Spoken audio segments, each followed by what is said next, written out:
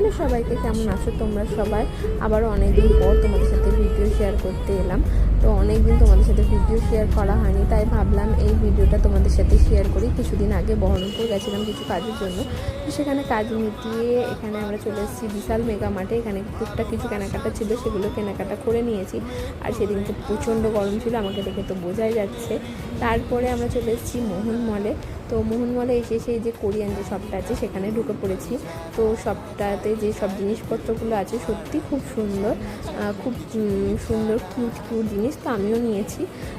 তারপরে ওখান থেকে বেরিয়ে যে প্লে জোনে এসেছিলাম, ছেলেকে বসিয়ে দিয়েছি একটা গাড়িতে, তো সেটাতে বসে একটু মজা নিচ্ছিল। তারপরে ওখানে একটু খাওয়া দাওয়া করে আনানোর জন্য একটা চিজ কেক নিয়ে চলে এসেছি, ওকে গাড়িতে বসিয়ে খাইয়ে দিচ্ছিলাম, কারণ ও তো অনেকক্ষণ কিছু খায়নি।